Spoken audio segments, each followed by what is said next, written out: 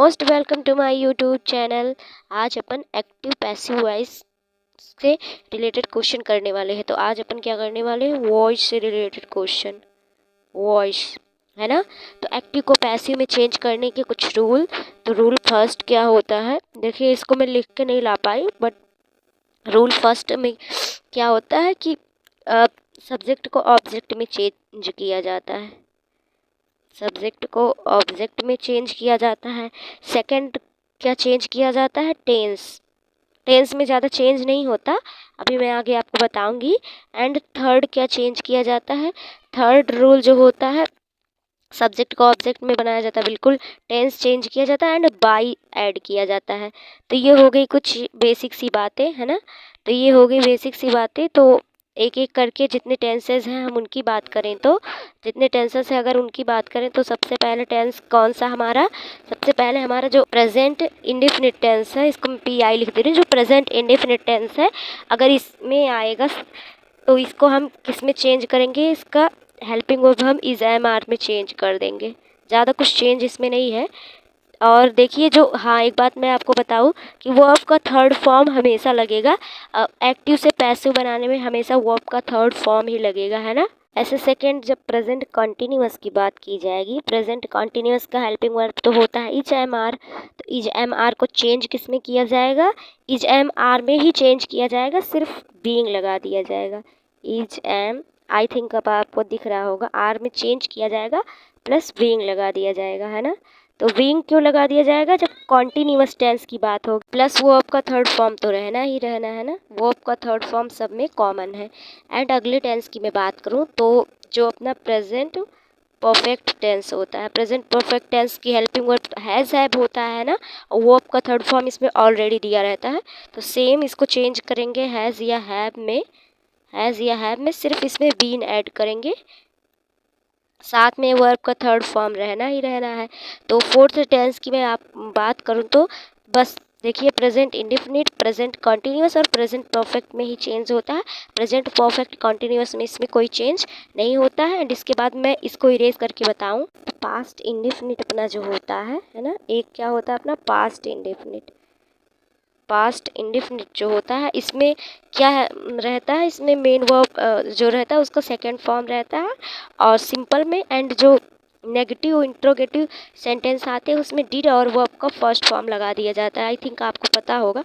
तो present indefinite जब आएगा तो उसको किस में चेंज करेंगे, उसको हम वॉज वर्ब में चेंज करेंगे, वॉज वर्ब में चेंज करेंगे, प्लस वर्ब का थर्ड फॉर्म सब में कॉमन है। नेक्स्ट टेंस की बात करें हम तो प्रेजेंट कॉन्टिन्यूअस, प्रेजेंट कॉन्टिन्यूअस क्या होगा, वाज वर इसका हेल्पिंग वर्ब होता है प्लस ING लगता है। तो जो कॉन्टिन्यूअस वाले टेंस है इसमें हमेशा क्या लगेगा, इसमें हमेशा ING यानी बीइंग लगा देंगे। तो इसकी हेल्पिंग वर्ब सेम यही रहेगी, वॉज वर रहेगी, बस यहाँ बीइंग ऐड कर देंगे, क्योंकि एक्टिव से जब पैसिव बनाते हैं तो जितने कंटिन्यूअस टेंस होते हैं उसमें हम बीइंग ऐड कर देते हैं, यही पहचान है। और हेल्पिंग वर्ब सेम ही रह जाते हैं, जैसे प्रेजेंट पास्ट कॉन्टिन्यूअस का वॉज ओवर होता है, वॉज ओवर ही लगाएंगे, बस बीइंग ऐड कर देंगे। एंड जो पास्ट इंडेफिनिट होता है इसमें वर्ब का सेकेंड फॉर्म लगता है सिंपल में। एंड जब हम नेगेटिव इंट्रोगेटिव की बात करते हैं तो इसमें क्या हो जाता है, वर्ब का फर्स्ट फॉर्म लगता है एंड डील लग जाता है। तो चेंज किस में होगा, वॉज ओवर में ये भी चेंज होगा, लेकिन इसमें वर्ब का थर्ड फॉर्म रहेगा, इसमें बीइंग रहेगा। इससे पता चलेगा कि ये पास्ट कंटिन्यूअस है एंड पास्ट इंडेफिनिट है। एंड अगले टेंस की बात करें तो पास्ट परफेक्ट की मैं बात करूँ तो पास्ट परफेक्ट का हेल्पिंग वर्ब क्या होता है, हैड प्लस वर्ब का थर्ड फॉर्म होता है ना। तो इसको चेंज किस में करेंगे, इसको हैड बीन में चेंज कर देंगे। बहुत देखिए, बहुत ज़्यादा इजी है। एंड आपको मैं इसका PDF भेजूंगी इसके रूल का टेलीग्राम पे, है ना, तो आपको अच्छे से याद हो जाएगा। तो चलिए अब हम धीरे धीरे करके क्वेश्चन सॉल्व करना स्टार्ट करते हैं। एंड फ्यूचर के भी रूल हैं तो मैं जो आपको आगे बताऊंगी। तो क्वेश्चन सॉल्व करना स्टार्ट करते हैं। सबसे पहला क्वेश्चन आ गया, पहला क्वेश्चन आज का क्या कह रहा है दोस्तों, she remembers everything, passive voice में चेंज करना है ना, एक्टिव से पैसिव। तो एवरीथिंग शी रिमेंबर्स, तो रिमेंबर्स तो वर्ब में क्या लगा हुआ है यहाँ पर, यस या यस जब लगता है तो ये क्या होता है, ये प्रेजेंट इंडेफिनिट होता है, सिंपल होता है ना, इंट्रोगेटिव नेगेटिव में ये नहीं होता है। तो सी रिमेंबर्स एवरीथिंग, तो प्रेजेंट इंडेफिनिट है तो इसको इज एम आर में बदलेंगे प्लस वाई लगाएंगे, है ना। इज एम आर में बदलेंगे प्लस वाई लगाएंगे। तो कैसे चेंज करेंगे यहाँ मैं आपको बताऊँ तो सबसे पहले सब्जेक्ट को ऑब्जेक्ट लिखेंगे। सब्जेक्ट की जगह ऑब्जेक्ट यहाँ लिखा जाता है ना, तो शी रिमेम्बर्स एवरीथिंग, तो एवरीथिंग लिखेंगे यहाँ पर, तो एवरीथिंग हो जाएगा एवरीथिंग। इसके बाद हम क्या करेंगे, हेल्पिंग वर्ब लगाएंगे। तो इसका पैटर्न मैं आपको बताऊँ तो इसका पैटर्न क्या होता है, सब्जेक्ट को हम बदलते हैं ऑब्जेक्ट में। ऑब्जेक्ट को हम क्या करते हैं, सबसे पहले इसमें ऑब्जेक्ट लगाते हैं, इसके बाद हेल्पिंग वर्ब जो होती है वो लगाते हैं, मेन वर्ब का थर्ड फॉर्म लगाते हैं ना, M3 का मतलब मेन वर्ब का थर्ड फॉर्म। इसके बाद हम बाय लगाते हैं एंड इसके बाद जो सब्जेक्ट होता है उसको ऑब्जेक्ट के रूप में लिखते हैं ना, ऑब्जेक्ट के रूप में। तो ये बहुत ज़्यादा इम्पॉर्टेंट हो गया आपके लिए। तो चेंज इसी रूल से करेंगे हम चेंज। तो चलिए स्टार्ट करते हैं चेंज करना।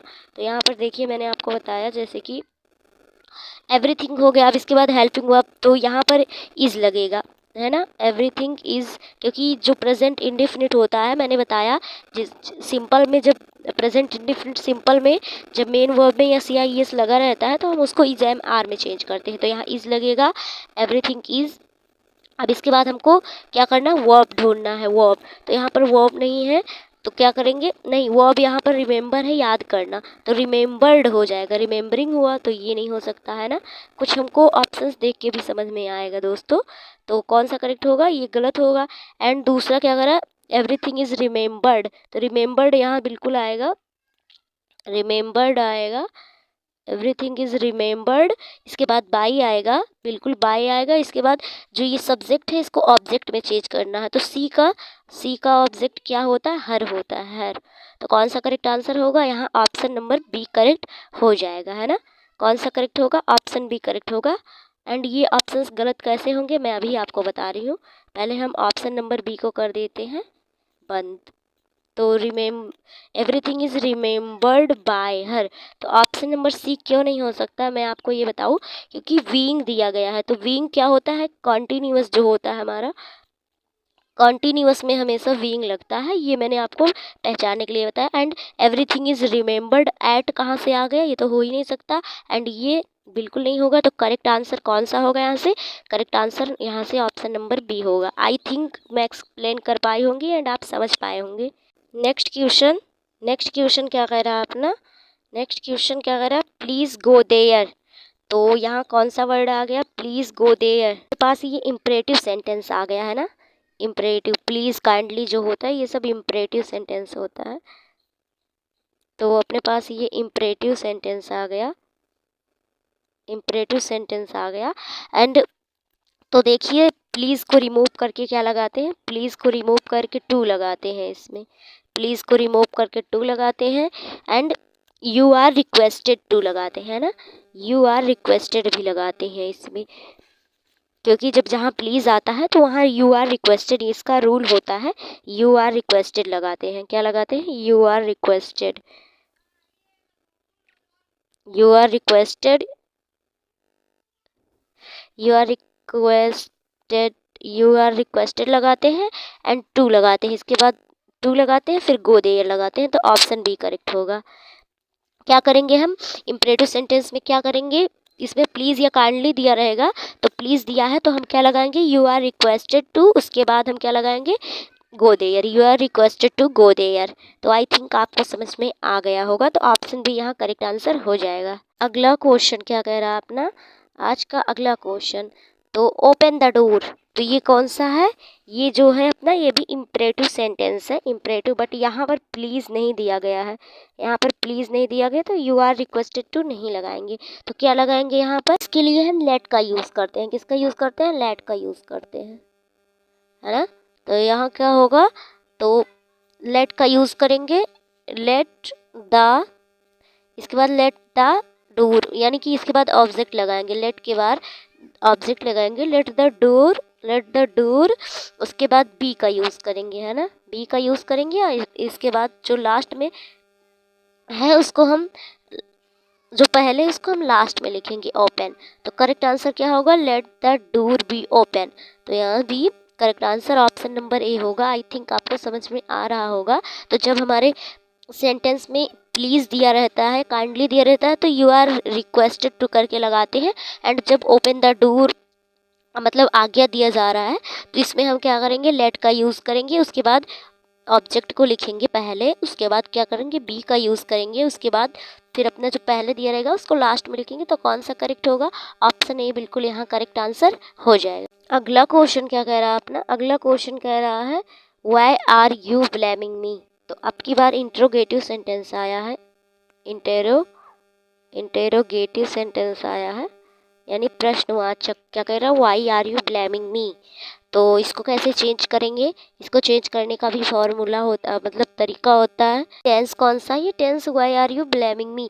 तो तुम मुझे क्यों ब्लेम कर रहे हो, मतलब क्यों मेरे ऊपर दोष लगा रहे हो। तो ये कंटिन्यूअस को बता रहा है ना, ये कंटिन्यूअस को बता रहा है। और ये जो है प्रेजेंट कंटिन्यूअस का टेंस है। एंड इसको हम चेंज किस में करेंगे, तो देखिए ये WH वर्ड है। तो जो अपना क्वेश्चन वर्ड होता है, मतलब इंट्रोगेटिव सेंटेंस होता है, ये एक WH टाइप का होता है। एंड एक हेल्पिंग वर्ब से स्टार्ट होने वाला होता है। तो ये WH से हुआ है, तो Y को Y में ही रहने देंगे। उसके बाद M की जगह हम क्या लगाएंगे, R लगाएंगे, क्योंकि हमको U का बनाना है। तो वाई एम आई विंग, विंग लगाएंगे क्योंकि मैंने बताया ये कंटिन्यूअस है, विंग। फिर ब्लेमिंग का ब्लेम्ड वर्ब का थर्ड फॉर्म लगाते हैं, फिर बाय लगाते हैं बिल्कुल। एंड यू को यू ही रहने देंगे। और मी को हमने चेंज किया आई में, मी को हमने आई में चेंज किया। तो कौन सा करेक्ट आंसर होगा, ऑप्शन सी करेक्ट आंसर हो जाएगा। तो चलिए नेक्स्ट क्वेश्चन पे बढ़ते हैं। क्या कह रहा है next question, do you know her. तो देखिए ये जो इंट्रोगेटिव सेंटेंस है ये HV यानी हेल्पिंग वर्ब से स्टार्ट हुआ है। तो डू यू नो हर, क्या तुम उसे जानते हो। तो ये कौन सा है, ये प्रेजेंट इंडेफिनिट है। प्रेजेंट इंडेफिनिट का क्या चेंज होगा, प्रेजेंट इंडेफिनिट को हम चेंज करेंगे इज एम आर में। मैंने अभी स्टार्टिंग में इसलिए आपको बताया, इसको हम चेंज करेंगे इज एम आर में। तो हर है, लड़की है, तो यहाँ पर डच लगेगा या आर लगेगा या इज लगेगा या हैज लगेगा, क्या लगेगा, तो यहाँ बिल्कुल इज लगेगा, क्योंकि लड़की है तो इज। इसके बाद हमको क्या करना है, इसके बाद हमको she is she know to you. तो कैसे चेंज करेंगे, हाँ हर दिया हुआ है, तो हर को, हर का सब्जेक्टिव केस क्या होगा, सी होगा, है ना। तो हर का सब्जेक्टिव केस सी होगा, तो इज शी। उसके बाद नो है, तो इसका वर्ब का थर्ड फॉर्म जब यूज़ करेंगे तो नॉन आ जाएगा। टू और यू को चेंज नहीं करते क्योंकि यू का यू ही होता है। तो कौन सा करेक्ट होगा, ऑप्शन सी करेक्ट होगा। आई थिंक आप समझ पाए होंगे। सबसे पहले टेंस को पहचानेंगे, फिर कौन सा हेल्पिंग वर्ब लगाना है, फिर वर्ब का जो थर्ड फॉर्म उसको ऑलवेज लगाएंगे। एंड बाई से हमेशा यूज़ करेंगे। बाई यूज़ करेंगे कब, बाई यूज़ करेंगे जब हम सब्जेक्ट को ऑब्जेक्ट बनाएंगे। और ऑब्जेक्ट को सब्जेक्ट बनाते हैं तो सबसे पहले ऑब्जेक्ट को ही, मतलब जो सबसे पहले ऑब्जेक्ट रहता है उसको ही लिखा जाता है इसमें। तो आई थिंक, आई होप आपको समझ में आया होगा। तो चलिए हम अपने अगले क्वेश्चन पे बढ़ते हैं। क्या कह रहा है ये वाला क्वेश्चन, ये वाला क्वेश्चन कह रहा है Raju is cleaning the room. तो राजू जो है रूम को साफ कर रहा है। तो ये कंटिन्यूअस बता रहा है, ये कंटिन्यूअस बता रहा है। कंटिन्यूअस में ऑलवेज हेल्पिंग वर्ब के बाद बीइंग लगता है, हेल्पिंग वर्ब सेम रहता है। तो सबसे पहले हमको ऑब्जेक्ट क्लियर करना है, तो ऑब्जेक्ट द रूम हो जाएगा। तो सबसे पहले द रूम लगेगा। एंड इसके बाद इच को इच में ही चेंज करेंगे। इसके बाद बीइंग लगाएंगे, बिल्कुल यहाँ बीइंग लगा है। एंड देखिए इन सेंटेंस में यहाँ पर बीइंग नहीं लगा, यहाँ पर नहीं लगा, तो ये दोनों में से अपना आंसर होगा। तो बीइंग लगाएंगे, क्लीन को क्लीन करेंगे क्योंकि वर्ब का थर्ड फॉर्म यूज़ करते हैं। बाई इसके बाद जो सब्जेक्ट इसको ऑब्जेक्ट बना देंगे राजू। तो पहला ही करेक्ट होगा, तीसरा क्यों नहीं करेक्ट होगा। तीसरा क्वेश्चन क्या मतलब तीसरा ऑप्शन कह रहा है the room is being cleaned. And इसके आगे कुछ दिया नहीं गया क्योंकि राजू को यहाँ नहीं लिखा गया, तो ये भी गलत हो जाएगा। तो कौन सा करेक्ट होगा, ऑप्शन ए यहाँ बिल्कुल करेक्ट आंसर हो जाएगा। अपने अगले क्वेश्चन पे बढ़ते हैं। मैं टेलीग्राम पे इसके रूल का पेज भेज दूंगी, आप देख लीजिएगा। तो चलिए अगले क्वेश्चन पे बढ़ते हैं। अगला क्वेश्चन क्या करा, Lovey gave me a pencil. Lovey gave me a pencil. तो गेव जो है वर्ब का सेकेंड फॉर्म है। एंड वर्ब का सेकेंड फॉर्म ओनली ओनली किस में होता है, प्रेजेंट इंडिफिनिट के, पास्ट इंडिफिनिट के सिंपल सेंटेंस में। तो इसको हम चेंज करेंगे वॉज ओवर में। मैंने अभी आपको बताया था स्टार्टिंग में, इसलिए वॉज ओवर में चेंज करेंगे। तो क्या कह रहा है, तो सबसे पहले ऑब्जेक्ट चूज़ करेंगे, तो पेंसिल है ऑब्जेक्ट। तो पेंसिल इसी में दिया है, आई एम नहीं होगा। पेंसिल इसमें भी है, इसमें भी है। तो पहला ऑप्शन देखते हैं, पेंसिल। उसके बाद वॉच लगाएंगे बिल्कुल। उसके बाद गेव है, इसको हम गिवन में चेंज करेंगे बिल्कुल। उसके बाद to Lavi by me, by me. And ये देखिए, एंड इसके बाद देखिए, a pencil was given to me by Lavi, to me by Lavi. तो कौन सा करेक्ट आंसर होगा यहाँ से? तो ऑप्शन सी करेक्ट बैठ रहा है। A pencil was given to me, pencil जो है दिया गया, मुझे दिया गया किसके द्वारा? लावी के द्वारा। तो ऑप्शन सी यहाँ करेक्ट होगा, है ना, सी करेक्ट हो जाएगा अपना। क्वेश्चन पे बढ़ते हैं। मुझे जितना आता है एज ए स्टूडेंट तो मैं बिल्कुल समझा देती हूँ आपको। तो अगला क्या करा? Please help me. तो प्लीज़ को हमने बताया कि यू आर रिक्वेस्टेड टू में चेंज करना है, यू आर रिक्वेस्टेड टू में। तो you were requested to me help me, and you are being requested to me help me, you are requested to help me. तो कौन सा correct लग रहा है? You have been. तो हैव बीन का क्या लेना देना? मैंने आपको बताया था कि यू आर रिक्वेस्टेड टू के बाद हम डायरेक्ट वर्ब लगाते हैं, हेल्प एंड ऑब्जेक्ट। तो ये करेक्ट होगा यहाँ से। You are requested to help me, you were, यहाँ वेयर की बात नहीं हो जा रही, यहाँ पास्ट की कोई बात नहीं और ये भी नहीं। तो करेक्ट आंसर सी ऑप्शन होगा करेक्ट आंसर। अगला क्वेश्चन क्या करा? अगला क्वेश्चन करा student are doing a lot of work. तो डूइंग से आपको पता चल रहा है ये कंटिन्यूअस टेंस है, आर से आपको पता चल रहा है ये प्रेजेंट है ना, प्रेजेंट कंटिन्यूअस पीसी। तो कैसे चेंज करेंगे? सबसे पहले ऑब्जेक्ट देखते हैं, अ लॉट ऑफ वर्क। तो अ लॉट ऑफ वर्क, तो सबसे पहले कौन सा करेक्ट क्या करेंगे इसमें? यहाँ ऑब्जेक्ट जो है सिर्फ वर्क है, ऑब्जेक्ट है ना, द वर्क रहना चाहिए था, वैसे यहाँ द नहीं लिखा गया है, तो द वर्क ही सिर्फ यहाँ पर ऑब्जेक्ट होगा। अ लॉट ऑफ द वर्क पूरा नहीं होगा ये, इसको हम बाद में लिखेंगे।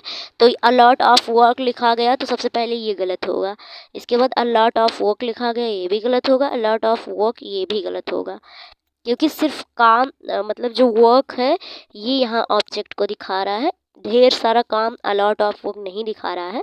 तो ऑप्शन बी करेक्ट होगा। कैसे करेक्ट होगा?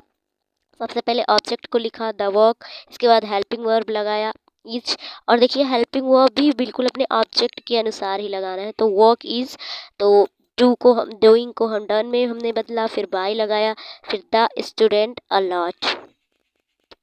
Correct answer option B, option B correct हो जाएगा। चलिए नेक्स्ट क्वेश्चन में बढ़ते हैं। क्या कह रहा है क्वेश्चन? दे स्पीक इंग्लिश, यानी वो इंग्लिश बोलते हैं। तो कितना सिंपल है, बोलते हैं। तो दे स्पीक इंग्लिश, तो ये है प्रेजेंट इंडेफिनिट। तो इसको हम चेंज करेंगे किसमें? इज एम आर, यहाँ हेल्पिंग वर्ब लगेगी, मैंने स्टार्टिंग में आपको बताया। एंड इज एम आर लगेगा यहाँ पर। तो यहाँ पर देखिए इनमें इज एम आर नहीं है, तो हम क्या यूज़ करेंगे? तब हम यहाँ यूज़ करेंगे वॉच, वॉच यूज़ करेंगे। तो क्या है?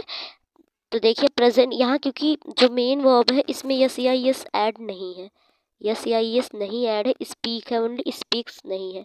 तो इसके लिए हम क्या करेंगे? इसके लिए हम इसको यूज़ करेंगे पास्ट इंडेफिनिट का। तो क्या English was spoken by them, या फिर English was spoken by the, या फिर English will be spoken by them, या फिर English has been spoken by them. तो कौन सा करेक्ट होगा? नहीं नहीं, यहाँ वॉज का यूज़ नहीं होगा, यहाँ इज का यूज़ होगा दोस्तों, यहाँ इज बना लीजिए। तो इंग्लिश इज, यानी इंग्लिश जो है इसको लिखेंगे, फिर हेल्पिंग वर्ब को लिखेंगे इज, फिर स्पीक का स्पोकन बनाएंगे, बाय लगाएंगे बाय, फिर दे का हम किस में चेंज करते हैं? का हम देम में चेंज करते हैं, एंड इसको यहाँ देम बना लीजिए, नहीं तो कोई आंसर करेक्ट नहीं बैठेगा दोस्तों। तो करेक्ट आंसर यही बैठेगा, यहाँ से ऑप्शन बी करेक्ट आंसर हो जाएगा। तो चलिए नेक्स्ट क्वेश्चन पे बढ़ते हैं। ये क्वेश्चन क्या कह रहा है? रचना हैज़ विथड्रॉ मनी। तो रचना हैज़ से क्या पता चल रहा है? हैज़ से पता चल रहा है ये टेंस जो है प्रेजेंट परफेक्ट है, प्रेजेंट परफेक्ट है। हैज़ है तो हैज़ बीन में चेंज करेंगे, हैज़ बीन में चेंज करेंगे, है ना। हैज़ है तो हैज़ बीन में चेंज करेंगे। तो यहाँ ओनली हैज़ है तो बिल्कुल नहीं होगा, हैज़ विथड्रॉ नहीं होगा, सी ऑप्शन यहाँ करेक्ट होगा। क्योंकि हमको सबसे पहले क्या करना है? ऑब्जेक्ट लिखना है, मनी हो गया, इसके बाद सब्जेक्ट मतलब हेल्पिंग वर्ब लिखना है, हैज़ बीन हो गया, इसके बाद मेन वर्ब का थर्ड फॉर्म विथड्रॉन का विथड्रॉन होगा, बाय, बाय किसके द्वारा? रचना के द्वारा। तो कौन सा? सी ऑप्शन यहाँ बिल्कुल करेक्ट आंसर हो जाएगा। चलिए नेक्स्ट क्वेश्चन यानी कि आज के लास्ट क्वेश्चन में पढ़ते हैं। क्वेश्चंस चाहे कम हो या ज़्यादा, कंसेप्ट आपके ज़्यादा क्लियर होने चाहिए, जो कि मैं आपको क्वेश्चंस के साथ कंसेप्ट भी बता रही हूँ जितना मुझे आता है ना। तो अगले क्वेश्चन पे बढ़ते हैं।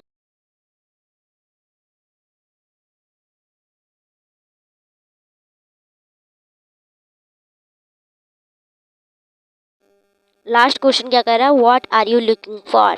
तो ये भी क्या है, ये भी हमारा इंट्रोगेटिव सेंटेंस है ना, ये भी इंट्रोगेटिव सेंटेंस है, बट ये WH टाइप का है, हेल्पिंग वर्ब टाइप का नहीं है, तो वर्ड को वर्ड ही रहने देंगे, है ना। फिर हेल्पिंग वर्ब लगाएंगे अपने ऑब्जेक्ट के अनुसार। तो लुकिंग फॉर है यहाँ, एंड यहाँ आपको कॉन्टिन्यूअस भी टेंस पता चल रहा है, कॉन्टिन्यूअस तो बीइंग भी लगेगा।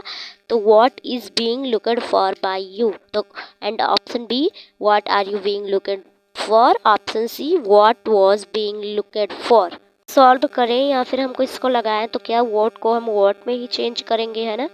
उसके बाद हेल्पिंग वर्ब लगाएंगे, ईच की लुकिंग है यानी देखना है, इसके बाद बीइंग लगा देंगे तुरंत। बीइंग क्यों लगाएंगे, क्योंकि कंटिन्यूअस है ये। विंग्स हो गया, विंग लगाएंगे, उसके बाद लुकिंग को लुक्ड में चेंज करेंगे, उसके बाद फॉर लगाएंगे, फॉर के लिए फॉर ही लगाएंगे, फिर बाय लगा देंगे, फिर यू तो चेंज नहीं होगा, यू का यू ही होता है। तो यहाँ से कौन सा A option will be your correct answer, and this is your last question. So thank you for watching this video.